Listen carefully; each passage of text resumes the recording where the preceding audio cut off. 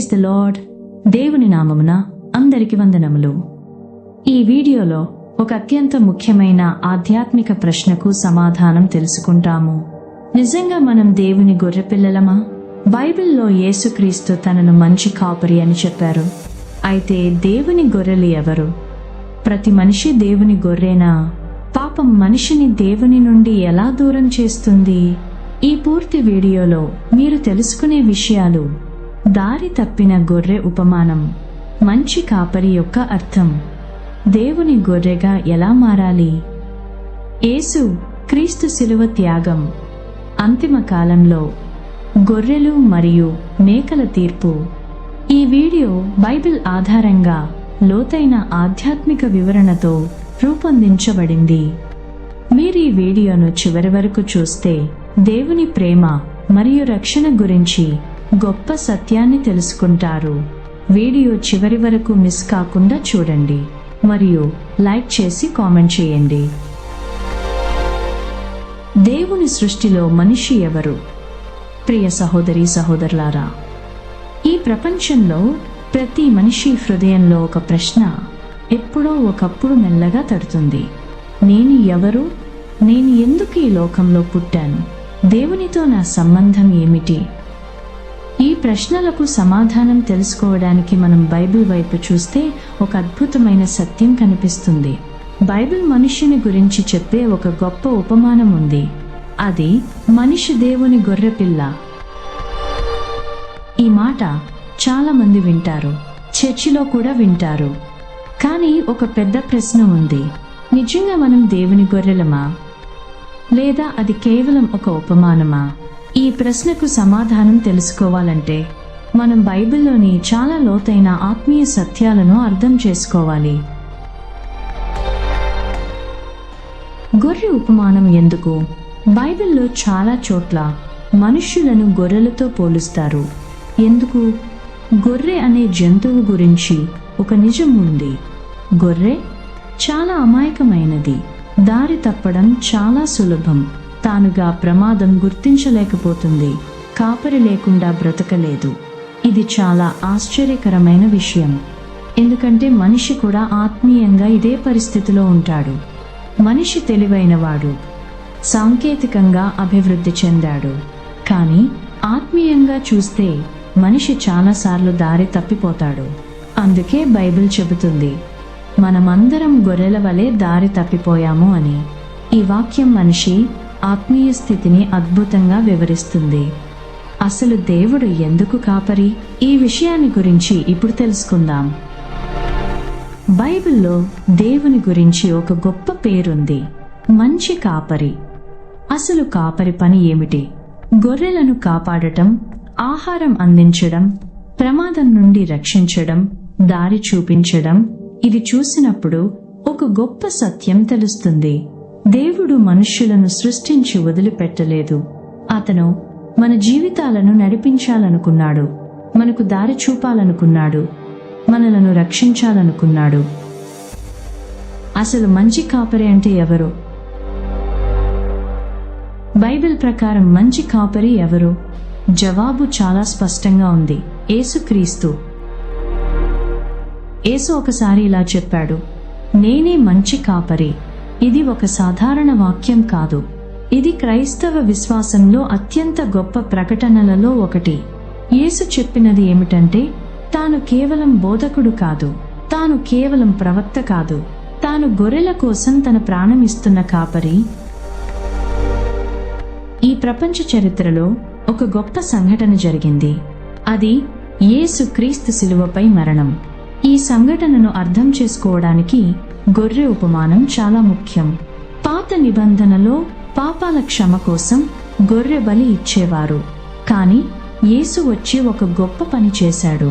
తానంతటిగా తానే దేవుని గొర్రెపిల్లగా మారాడు. బైబిల్లో యేసు గురించి ఒక గొప్ప పేరుంది, దేవుని గొర్రెపిల్ల. దాని అర్థం ఏమిటి?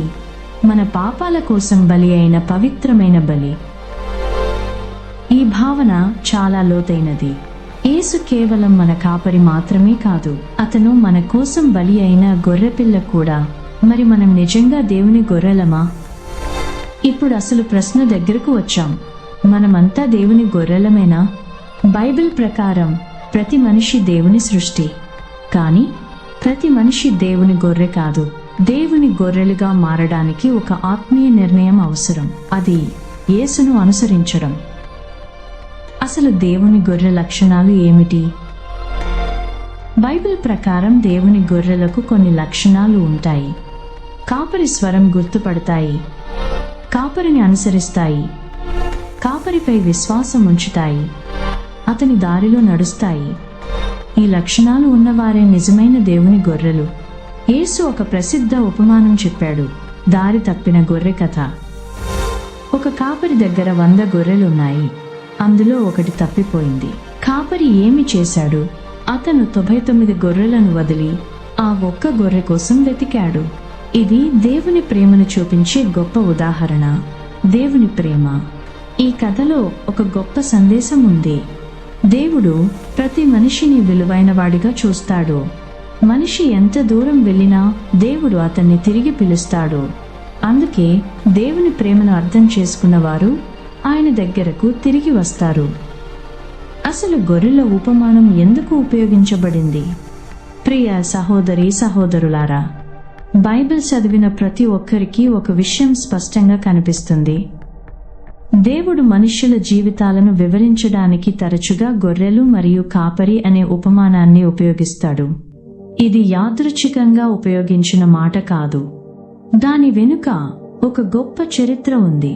బైబిల్ కాలంలో ఇజ్రాయెల్ దేశం ప్రజలు ప్రధానంగా 3 పనులు చేసేవారు: వ్యవసాయం, పశుపోషణ, వ్యాపారం. ఈ 3 పనుల్లో గొర్రెల పెంపకం చాలా ముఖ్యమైనది. ప్రతి గ్రామంలో, ప్రతి కుటుంబంలో గొర్రెలు ఉండేవి. గొర్రెలు వాళ్ళ జీవనాధారం. ఆ కాలంలో గొర్రెలు ఎందుకంత ముఖ్యమైనవి? దానికి కారణాలు ఉన్నాయి. గొర్రెలు మనుషులకు చాలా విధాలుగా ఉపయోగపడేవి. వాటి పాలు, వాటి జుట్టు, వాటి మాంసం బలి కోసం ఉపయోగం. ప్రత్యేకంగా దేవాలయ బలుల్లో గొర్రెలు చాలా ముఖ్యమైనవి. ప్రపంచంలోని జంతువుల్లో గొర్రె ఒక ప్రత్యేకమైన జంతువు. ఎందుకంటే గొర్రె చాలా అమాయకమైనది. అది తనను తాను రక్షించుకోలేదు. పులి వచ్చినా, నక్క వచ్చినా, ఏదైనా ప్రమాదం వచ్చినా గొర్రెకి పారిపోవడం కూడా తెలియదు. అది కేవలం కాపరిపై ఆధారపడుతుంది.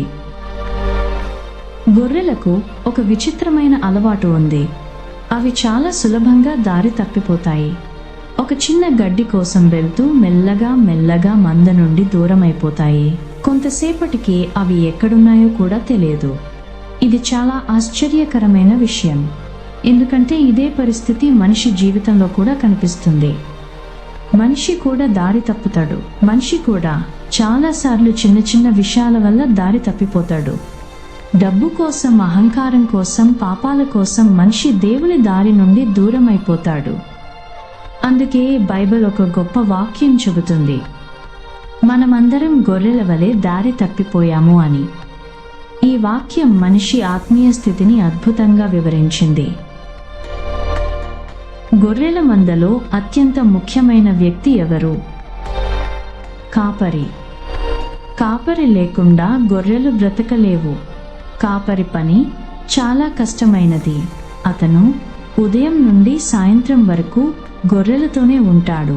వాటిని మేతకు తీసుకెళ్తాడు, నీరు చూపిస్తాడు, ప్రమాదం నుండి కాపాడుతాడు. బైబిల్ కాలంలో కాపరుల పని రాత్రి కూడా కొనసాగేది. అప్పుడు అడవుల్లో నక్కలు, సింహాలు, ఎలుగుబంట్లు గొర్రెలపై దాడి చేసేవి. కాబట్టి కాపరి రాత్రంతా నిద్రపోకుండా గొర్రెలను కాపాడేవాడు. కొన్నిసార్లు కాపరి తన ప్రాణం కూడా పణంగా పెట్టేవాడు. ఇదే కారణంగా బైబిల్లో దేవుని గురించి ఒక గొప్ప మాట చెప్పబడింది, దేవుడు మన కాపరి. ఈ ఉపమానం వినగానే బైబిల్ కాలంలో జీవించిన ప్రతి ఒక్కరికి అది చాలా స్పష్టంగా అర్థమయ్యేది. పాత నిబంధనలో ఒక గొప్ప ప్రవచనం ఉంది. దేవుడు ఒకరోజు ప్రత్యేకమైన కాపరిని పంపుతాడని చెప్పబడింది. ఆ కాపరి తన ప్రజలను కాపాడతాడు, వారిని సమీకరిస్తాడు, వారిని దారి చూపిస్తాడు. ఈ ప్రవచనం తరువాత కొన్ని వందల సంవత్సరాల తరువాత ఒక గొప్ప సంఘటన జరిగింది. యేసుక్రీస్తు ఈ ప్రపంచంలోకి వచ్చినప్పుడు ఆయన ఒక గొప్ప ప్రకటన చేశాడు, నేనే మంచి కాపరిని అని. ఇది ఒక సాధారణ వాక్యం కాదు, ఇది దేవుని ప్రవచనానికి నెరవేర్పు. యేసు చెప్పినది ఏమిటంటే, తాను కేవలం బోధకుడు కాదు, తాను దేవుడు పంపిన కాపరి. అసలు మంచి కాపరి లక్షణాలు ఏమిటి? యేసు మంచి కాపరి గురించి కొన్ని గొప్ప సత్యాలు చెప్పారు. తన గొర్రెలను తాను తెలుసుకుంటాడు, గొర్రెలు అతని స్వరాన్ని గుర్తుపడతాయి, అతను గొర్రెల కోసం ప్రాణం ఇస్తాడు. ఇది ఒక అద్భుతమైన ప్రేమ. గొర్రెలు స్వరం గుర్తుపడతాయి. గొర్రెలకు ఒక ప్రత్యేకమైన లక్షణం ఉంది, అవి తమ కాపరి స్వరాన్ని గుర్తుపడతాయి. ఒక గ్రామంలో చాలా మందలలో గొర్రెలు కలిసిపోయినా కాపరి ఒకసారి పిలిస్తే తన గొర్రెలే అతని దగ్గరకు వస్తాయి. ఇది చాలా ఆశ్చర్యకరమైన విషయం. దీని ఆత్మీయ అర్థం ఏమిటంటే, యేసు ఈ ఉదాహరణను ఉపయోగించి ఒక గొప్ప సత్యం చెప్పారు. నిజమైన దేవుని ప్రజలు దేవుని స్వరాన్ని గుర్తుపడతారు. అంటే దేవుని వాక్యాన్ని వినగానే వారి హృదయం స్పందిస్తుంది. ఈ ప్రపంచంలో చాలా మంది దేవుని గురించి వింటారు, కానీ అందరూ దేవుని దగ్గరకు రారు. ఎందుకంటే నిజమైన గొర్రెలే కాపరి స్వరాన్ని అనుసరిస్తాయి. బైబిల్లో మరో గొప్ప భావన ఉంది, అది దేవుని మంద. దేవుని మంద అంటే దేవుని ప్రజల సమూహం, అంటే దేవుని అనుసరించేవారు. యేసు ఒకసారి ఇలా చెప్పారు, ఒకరోజు ఒకే మంద ఉంటుంది, ఒకే కాపరి ఉంటాడు. ఇది ఒక గొప్ప ఆత్మీయ దృశ్యం. ప్రపంచం మొత్తం నుండి దేవుని ప్రజలు ఒకే కాపరి క్రిందికి చేరుతారు అని. తప్పిపోయిన గొర్రె ఉపమానంలోని లోతైన అర్థం తెలుసుకుందాం. యేసుక్రీస్తు చెప్పిన ఉపమానాల్లో ఒకటి ప్రపంచంలోని అత్యంత ప్రేమతో నిండిన కథ. అది తప్పిపోయిన గొర్రె కథ. ఈ కథ చిన్నదే, కానీ ఇందులో దాగి ఉన్న ఆత్మీయ సత్యం చాలా గొప్పది. ఒకరోజు యేసు ఇలా చెప్పారు, ఒక కాపరి దగ్గర 100 గొర్రెలు ఉన్నాయి.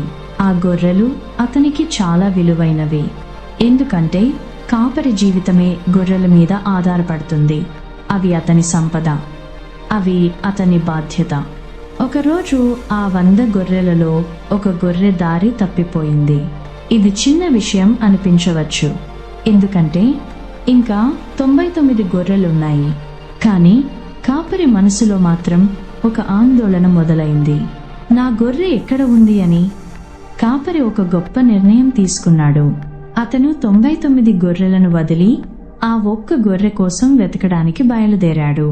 ఇది మనిషి దృష్టిలో చూస్తే ఆశ్చర్యకరమైన పని, ఎందుకంటే 99 గొర్రెలు చాలా పెద్ద సంఖ్య. ఒక గొర్రె మాత్రమే పోయింది. కానీ కాపరి దృష్టిలో ఆ ఒక్క గొర్రె కూడా చాలా విలువైనది. ప్రమాదంలో ఉన్న గొర్రె, తప్పిపోయిన గొర్రె పరిస్థితి చాలా ప్రమాదకరమైనది, ఎందుకంటే అది ఒంటరిగా ఉంది. దానిని రక్షించే కాపరి లేడు, దానితో ఉండే మంద లేదు. అది ఎప్పుడైనా అడవి జంతువులకు బలైపోవచ్చు, లేదా కొండలోయలో పడిపోవచ్చు. కాపరి వెతుకుతున్నాడు, కాపరి మాత్రం ఆగలేదు.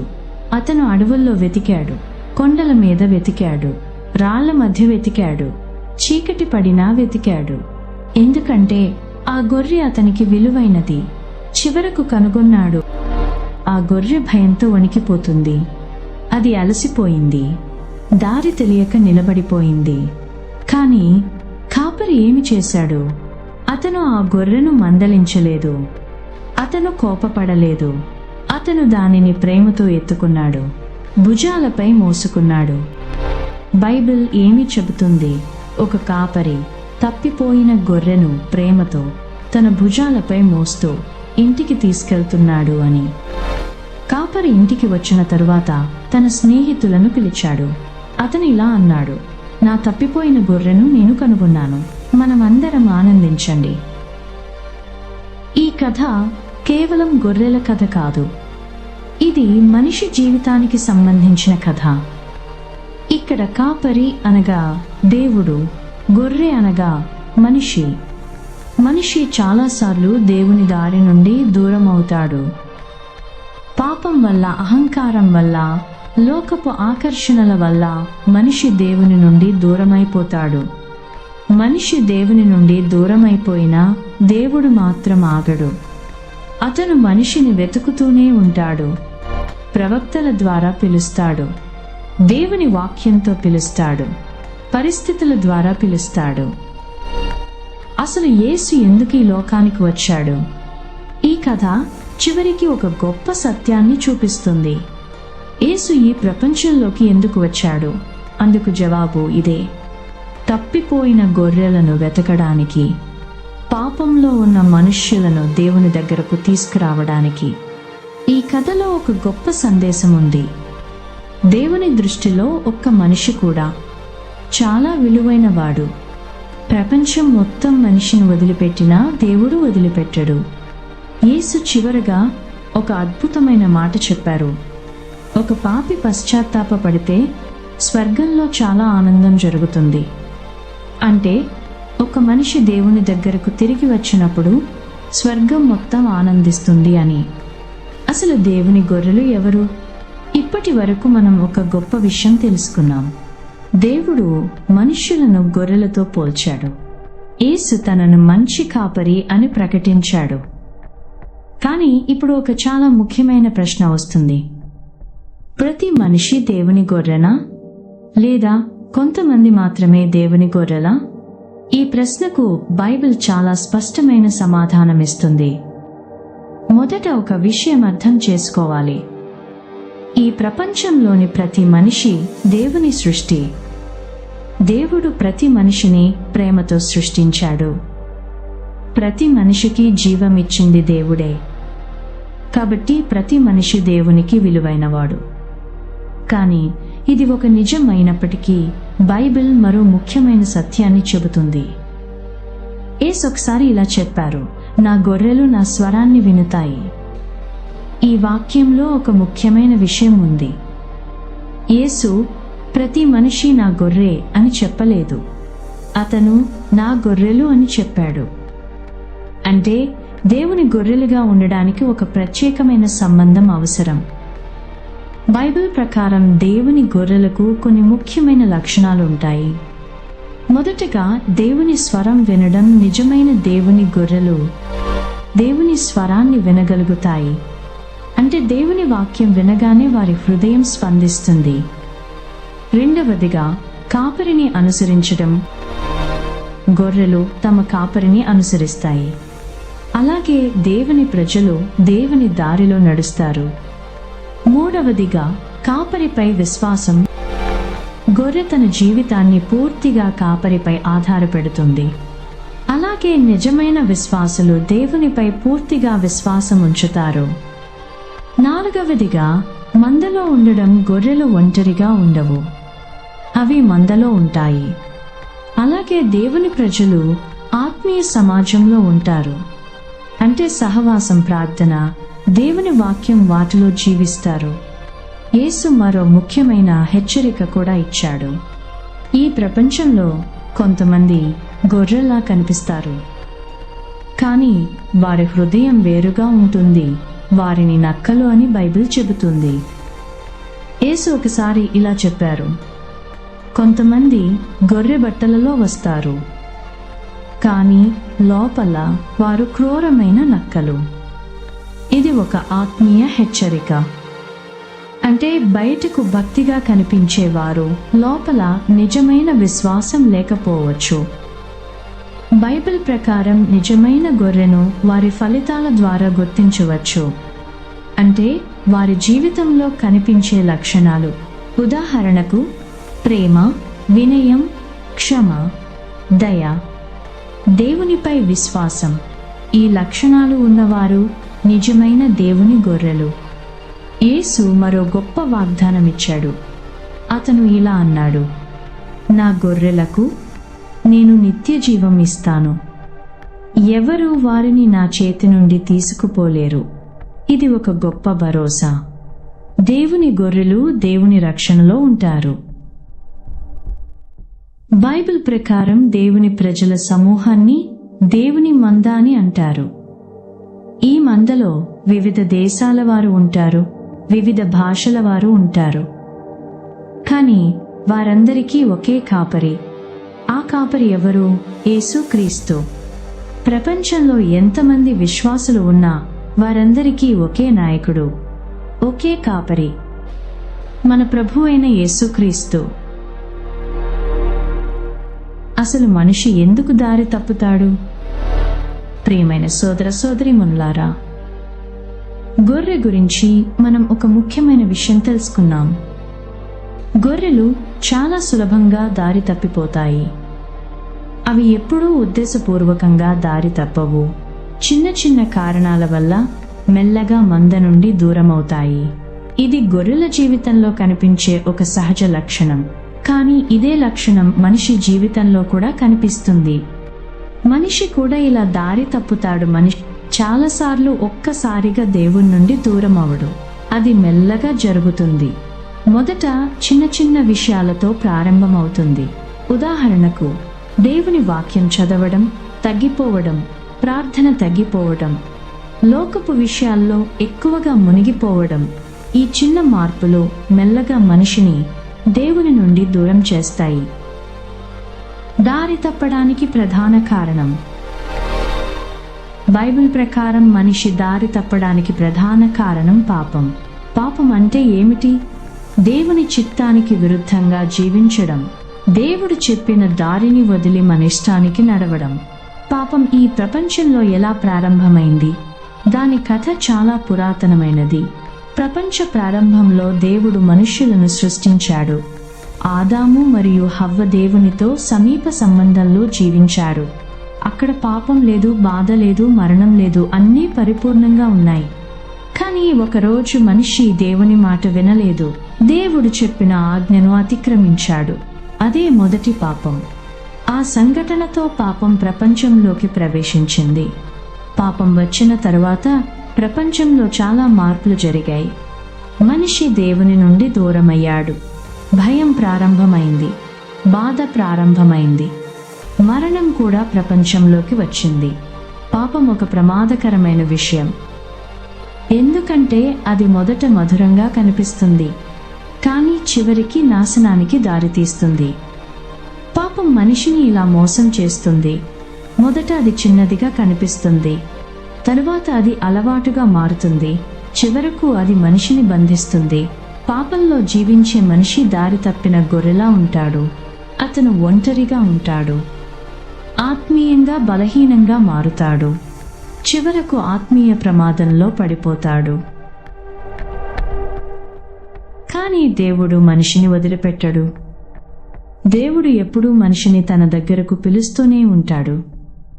కొన్నిసార్లు దేవుడు మన హృదయంలో మాట్లాడతాడు, కొన్నిసార్లు దేవుని వాక్యం ద్వారా పిలుస్తాడు, కొన్నిసార్లు జీవితంలోని సంఘటనల ద్వారా మనలను హెచ్చరిస్తాడు. దేవుని దగ్గరకు తిరిగి రావడం చాలా ముఖ్యమైన విషయం. దానిని బైబిల్లో పశ్చాత్తాపం అంటారు. పశ్చాత్తాపం అంటే మన తప్పును గుర్తించడం మరియు దేవుని దగ్గరకు తిరిగి రావడం. దేవుని గురించి ఒక గొప్ప విషయం ఉంది. అతను క్షమించే దేవుడు. మనిషి నిజంగా పశ్చాత్తాపపడితే దేవుడు అతన్ని క్షమిస్తాడు, అతన్ని తిరిగి తన మందలో చేర్చుకుంటాడు. ఈ ప్రపంచంలో దేవుని ప్రేమకు సమానమైన ప్రేమ లేదు. మనిషి ఎంత దూరం వెళ్ళినా దేవుడు అతన్ని తిరిగి స్వీకరించడానికి సిద్ధంగా ఉంటాడు. అందుకే దేవుని ప్రేమను అర్థం చేసుకున్నవారు తన దగ్గరకు తిరిగి వస్తారు. మంచి కాపరి తన ప్రాణం ఎలా ఇచ్చాడు? ప్రియ సహోదరి సహోదరులారా, ఇప్పటి వరకు మనం ఒక ముఖ్యమైన విషయం తెలుసుకున్నాం. మనిషి చాలాసార్లు దారి తప్పిన గొర్రెలా మారిపోతాడు. పాపం వల్ల, అహంకారం వల్ల, లోకపు ఆకర్షణల వల్ల మనిషి దేవుని నుండి దూరమవుతాడు. కానీ ఇప్పుడు ఒక గొప్ప ప్రశ్న వస్తుంది. దారి తప్పిన మనిషిని తిరిగి దేవుని దగ్గరకు తీసుకురావడానికి దేవుడు ఏమి చేశాడు?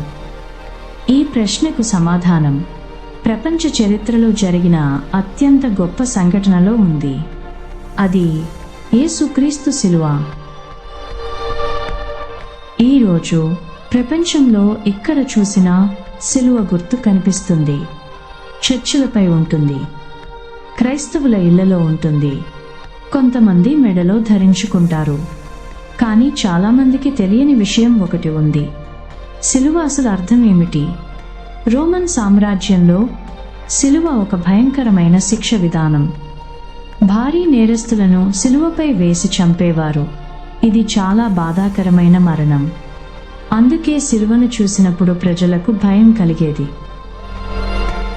ఇక్కడ ఒక గొప్ప ప్రశ్న ఉంది. యేసు ఎందుకు సిలువపై చనిపోయాడు? అతను పాపం చేయలేదు. అతను ఎవరికీ హాని చేయలేదు. అతను ప్రజలకు ప్రేమను బోధించాడు. అయితే ఎందుకు? దానికి సమాధానం బైబిల్లో ఉంది. బైబిల్ ఏమని చెప్తుందంటే, యేసు మన పాపాల కోసం సిలువపై బలి అయ్యాడు అని. మనిషి చేసిన పాపాలకు శిక్ష అవసరం, కానీ దేవుడు మనిషిని ప్రేమించాడు. అందుకే మనిషి శిక్షను యేసు తనపై వేసుకున్నాడు. బైబిల్లో యేసుకు ఒక గొప్ప పేరుంది, దేవుని గొర్రెపిల్ల. ఈ మాటకు చాలా లోతైన అర్థం ఉంది. పాత నిబంధన కాలంలో పాపాల క్షమ కోసం గొర్రె బలి ఇచ్చేవారు. ఆ గొర్రె పాపానికి బదులుగా చనిపోయేది. కానీ యేసు వచ్చిన తర్వాత అతను ఒక గొప్ప పని చేశాడు. అతను తానే చివరి బలి అయ్యాడు. అతను ప్రపంచ పాపాల కోసం తన ప్రాణాన్ని ఇచ్చాడు. యేసు ఒకసారి ఇలా చెప్పారు, మంచి కాపరి తన గొర్రెల కోసం తన ప్రాణం ఇస్తాడు అని. ఈ మాట సిలువపై నెరవేరింది. యేసు నిజంగా తన గొర్రెల కోసం తన ప్రాణం ఇచ్చాడు. ప్రపంచంలో చాలా మంది ప్రేమ గురించి మాట్లాడతారు, కానీ యేసు చూపించిన ప్రేమ అత్యంత గొప్పది. ఎందుకంటే అతను తన శత్రువుల కోసం కూడా తన ప్రాణం ఇచ్చాడు. యేసు సిలువపై మరణించినప్పుడు ఒక ఆత్మీయ అద్భుతం జరిగింది. మనిషి మరియు దేవుని మధ్య ఉన్న పాపపు గోడ కూలిపోయింది. ఇప్పుడు మనిషి దేవుని దగ్గరకు రావడానికి దారి తెరుచుకుంది. కథ అక్కడితో ముగియలేదు. మూడో రోజు ఒక గొప్ప అద్భుతం జరిగింది. యేసు మరణం నుండి లేచాడు. ఇది క్రైస్తవ విశ్వాసంలో అత్యంత ముఖ్యమైన సంఘటన. యేసు పునరుత్థానం ఒక గొప్ప సందేశం. పాపం, మరణం, చీకటి ఇవి చివరి మాట కాదు. దేవుని శక్తి అన్నిటికంటే గొప్పది. ఇప్పుడు మన ముందున్న ప్రశ్న ఏమిటి? యేసు మన కోసం తన ప్రాణమిచ్చాడు, కానీ మనము నిజంగా అతని గొర్రెలమా? దేవుని గొర్రెగా ఎదగాలంటే మనం ఎలా మారాలి? ఇప్పటి వరకు మనం చాలా ముఖ్యమైన విషయాలు తెలుసుకున్నాం. మనిషి దేవుని సృష్టి, కానీ పాపం వల్ల మనిషి దేవుని నుండి దూరమయ్యాడు. దారి తప్పిన గొర్రెలా ప్రపంచంలో తిరుగుతున్నాడు. కానీ దేవుడు మనిషిని వదిలిపెట్టలేదు. అందుకే యేసుక్రీస్తు ఈ ప్రపంచంలోకి వచ్చాడు. మన కోసం సిలువపై తన ప్రాణాన్ని ఇచ్చాడు. ఇప్పుడు మన ముందున్న ప్రశ్న ఇదే: మనము దేవుని గొర్రెలుగా ఎలా మారాలి? దేవుని దగ్గరకు రావడానికి మొదటి అడుగు నిజాన్ని గుర్తించడం. మనము పరిపూర్ణులం కాదు. మనము తప్పులు చేస్తాము. మన జీవితంలో పాపం ఉంది. ఈ సత్యాన్ని అంగీకరించడం ఆత్మీయ ప్రయాణానికి మొదటి అడుగు. బైబిల్ ప్రకారం దేవుని దగ్గరకు రావడానికి అత్యంత ముఖ్యమైన విషయం పశ్చాత్తాపం. పశ్చాత్తాపం అంటే కేవలం బాధపడడం కాదు, మన జీవిత దిశను మార్చడం, దేవుని వైపు తిరిగి నడవడం. దేవుని గొర్రెగా మారడానికి విశ్వాసం అవసరం. విశ్వాసం అంటే యేసుక్రీస్తు మన కోసం చేసిన త్యాగాన్ని నమ్మడం. అతను మన పాపాల కోసం చనిపోయాడని మన హృదయంతో నమ్మడం. గొర్రెలు తమ కాపరిని అనుసరిస్తాయి. అలాగే దేవుని ప్రజలు యేసును అనుసరిస్తారు. అంటే అతని బోధనలను పాటించడం, అతని మార్గంలో నడవడం. యేసు ఇలా చెప్పారు, నా గొర్రెలు నా స్వరాన్ని వింటాయి అని. దేవుని స్వరం వినడం అంటే దేవుని వాక్యాన్ని వినడం, బైబిల్ చదవడం, దానిని మన జీవితంలో పాటించడం. దేవుని గొర్రెగా మారడం అంటే కేవలం ఒక మతానికి చెందిన వాడిగా మారడం కాదు. అది ఒక సంబంధం, దేవునితో వ్యక్తిగత సంబంధం. ప్రార్థన ద్వారా మన హృదయాన్ని దేవునితో మాట్లాడించటం. నిజంగా దేవుని దగ్గరకు వచ్చిన మనిషి జీవితంలో మార్పు కనిపిస్తుంది. అతని ఆలోచనలు మారుతాయి, అతని మాటలు మారుతాయి, అతని జీవన విధానం మారుతుంది. ఇది దేవుని కృప పని. దేవుని గొర్రెగా మారిన తరువాత మనము దేవుని మందలో భాగమవుతాము. అంటే దేవుని ప్రజల సమూహంలో భాగం. ప్రార్థన, సహవాసం, దేవుని వాక్యం, వాటిలో జీవించటం. యేసు ఒక గొప్ప వాగ్దానం ఇచ్చాడు. నా గొర్రెలను ఎవరూ నా చేతి నుండి తీసుకుపోలేరు. ఇది ఒక అద్భుతమైన భరోసా. దేవుని గొర్రెలు దేవుని రక్షణలో ఉంటాయి. యేసు తన గొర్రెలకిచ్చే గొప్ప వరం నిత్య జీవం. ఇది కేవలం భవిష్యత్తులో స్వర్గానికి వెళ్ళడం మాత్రమే కాదు, దేవునితో శాశ్వత సంబంధం. ఇప్పుడు అంతిమ తీర్పు మరియు దేవుని మంద గురించి తెలుసుకుందాము. ఇప్పటి వరకు మనం ఒక గొప్ప ఆత్మీయ ప్రయాణం చేశాము. మనిషి దేవుని సృష్టి అని తెలుసుకున్నాము. మనిషి పాపం వల్ల దేవుని నుండి దూరమయ్యాడని చూశాము. దారి తప్పిన గొర్రెల ప్రపంచంలో తిరుగుతున్నాడని తెలుసుకున్నాము. కానీ దేవుడు మనిషిని వదిలిపెట్టలేదు. అందుకే యేసుక్రీస్తు మంచి కాపరిగా ఈ ప్రపంచంలోకి వచ్చాడు. తన గొర్రెల కోసం సిలువపై తన ప్రాణాన్ని ఇచ్చాడు. ఇప్పుడు ఈ కథ చివరి భాగానికి వచ్చాము. బైబిల్ ఒక గొప్ప సంఘటన గురించి చెబుతుంది. అది అంతిమ తీర్పు. యేసు ఒకసారి ఒక గంభీరమైన ఉపమానం చెప్పారు. ఆ ఉపమానంలో మనిషి సమాజాన్ని 2 భాగాలుగా చూపించారు, గొర్రెలు మరియు మేకలు. ఈ ఉపమానం చాలా లోతైనది. యేసు ఇలా చెప్పారు, ఒక కాపరి తన గొర్రెలను మేకల నుండి వేరు చేసినట్లు అంతిమ దినంలో దేవుడు ప్రజలను వేరు చేస్తాడు. గొర్రెలను ఒకవైపు, మేకలను మరోవైపు ఉంచుతాడు. గొర్రెలంటే దేవుని స్వరాన్ని విన్నవారు, యేసును అనుసరించినవారు, ప్రేమతో జీవించినవారు, దయ చూపినవారు, దేవుని చిత్తాన్ని పాటించినవారు. మేకలు అంటే దేవుని పిలుపును పట్టించుకొనివారు, స్వార్థంతో జీవించినవారు, దేవుని మార్గాన్ని నిరాకరించినవారు. ఇది ఒక గంభీరమైన హెచ్చరిక. గొర్రెలకు దేవుడు ఇలా చెబుతాడు, మీరు ఆశీర్వదించబడిన వారు. ప్రపంచ ప్రారంభం నుండి సిద్ధం చేసిన రాజ్యాన్ని స్వీకరించండి. ఇది దేవుని రాజ్యం. స్వర్గంలో ఒక అద్భుతమైన దృశ్యం ఉంటుంది. అక్కడ వివిధ దేశాల నుండి, వివిధ భాషల నుండి, వివిధ సంస్కృతుల నుండి వచ్చిన ప్రజలు ఉంటారు. వారందరూ దేవుని మంద. ఆ మందకు ఒకే కాపరి, అతను యేసుక్రీస్తు. అతను తన ప్రజలను నడిపిస్తాడు. అతను వారికి శాంతి ఇస్తాడు. అతను వారికి నిత్యజీవం ఇస్తాడు. బైబిల్ ఒక అద్భుతమైన వాగ్దానం చేస్తుంది. స్వర్గంలో ఇక కన్నీళ్లు ఉండవు, బాధ ఉండదు, మరణం ఉండదు. దేవుడు తన ప్రజలతో శాశ్వతంగా ఉంటాడు. ఈ వీడియో చివరలో ఒక ముఖ్యమైన ప్రశ్న మిగులుతుంది. మనము నిజంగా దేవుని గొర్రెలమా? మనము దేవుని స్వరాన్ని వినుతున్నామా? మనము మంచి కాపరిని అనుసరిస్తున్నామా? మనము దేవుని దారిలో నడుస్తున్నామా? ఈ ప్రశ్నలకు సమాధానం మన హృదయంలోనే ఉంది. కానీ ఒక గొప్ప ఆశ ఉంది.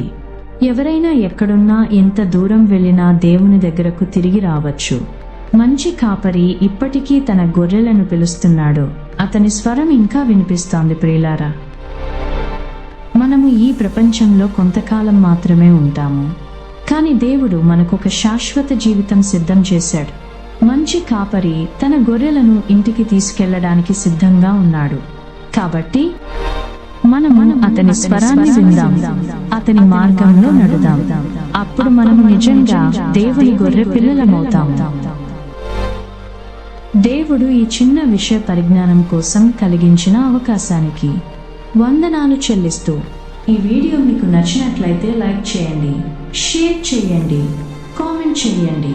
అలాగే ఛానల్ని సబ్స్క్రైబ్ చేసుకోండి. ఆమేన్.